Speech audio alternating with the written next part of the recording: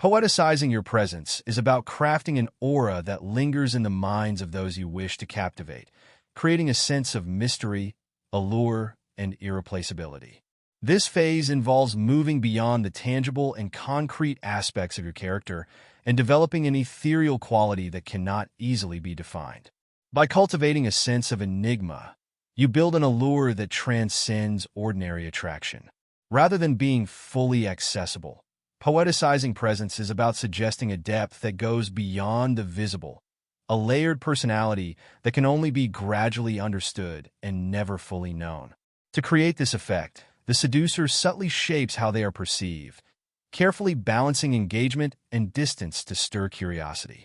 The goal is to let the target see enough to be intrigued, but never so much that they feel they understand everything.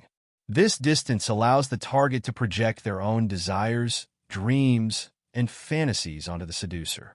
When someone sees you as enigmatic, they begin to fill in the gaps with their own imaginings, creating a sense of connection that is deeply personal and unique to them. This level of mystery fosters intrigue and makes it far more difficult for them to lose interest, as they're constantly seeking to uncover the parts of you that remain veiled. A powerful way to poeticize presence is to speak in evocative, almost metaphorical language, painting vivid images that resonate emotionally. This can be done in subtle ways, with words or gestures that suggest rather than define.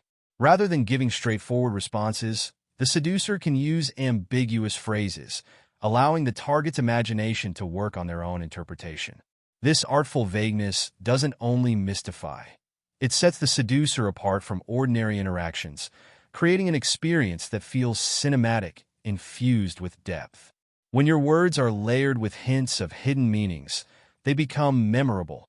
They're replayed in the target's mind long after you're gone. Another effective technique is creating moments that seem spontaneous yet feel strangely faded or timeless. For instance, a brief encounter that feels unexpectedly intense, a fleeting look that suggests hidden thoughts, or a sudden gesture that feels significant.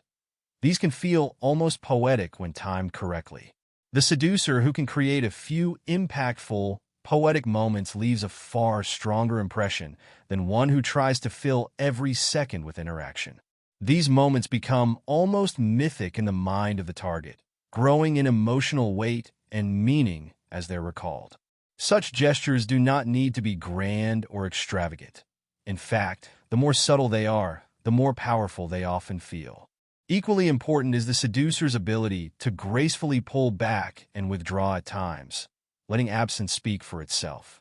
This withdrawal builds longing, as the target starts to miss the seducer and romanticizes the experiences they shared. By occasionally stepping back, you amplify the presence that remains in their memory, allowing them to savor the moments you were together. In the mind, this absence grows charged with potential, creating a powerful pull that draws the target closer even in your absence. If you are always present, there is little time for the target to idealize you and imbue you with qualities of their own imagination. Physical aesthetics also play a role in poeticizing presence.